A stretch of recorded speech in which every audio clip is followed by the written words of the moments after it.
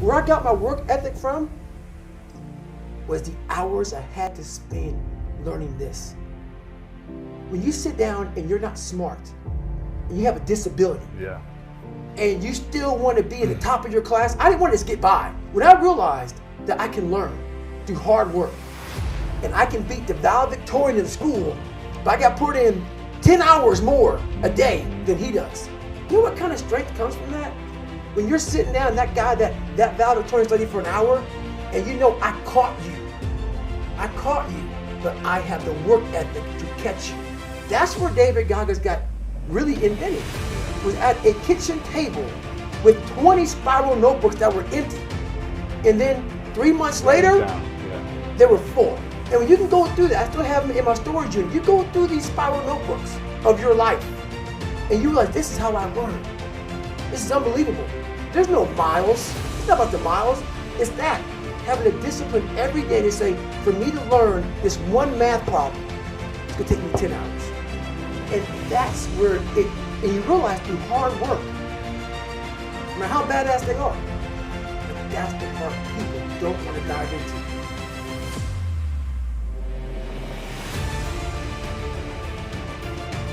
Hey, what does Ryan Seacrest, Tom Cruise, Oprah, Steven Spielberg, Donald Trump, Joan Rivers, Warren Buffett, Gordon Ramsay, Michael Jordan, Kobe, Tim Tebow, they all have one major thing in common, dude. These people hammer. They beat it to death, okay? Look at Tom Cruise, man. Look at his career. He works constantly. So look, you want to get your work ethic so high that people actually admire you. I'm going to ask you a question right now. Because of your unbelievable work ethic. If you can't answer yes to that, man, you're not going to get in that top 10%. You got to get at the top. People need to know you for one major thing first. He works. He produces. The guy's there every day. The guy's pushing and shoving. Because the truth is, no matter how good your ideas are, how good your art is, or how good your skill set is, if you're not working, man, if you're not vibrating at a frequency that people say, my God, how does that guy do all that? If you're not vibrating at that rate, 10x levels, massive action, tremendous work ethic that's just a muscle now, and it's just a discipline in your life, and it's a way, it's a normal way that other people think is abnormal. Look, if you're not working at that level, you're not going to make it. Get your work ethic in, man. It's the American way. Work ethic. What I could control was my work ethic.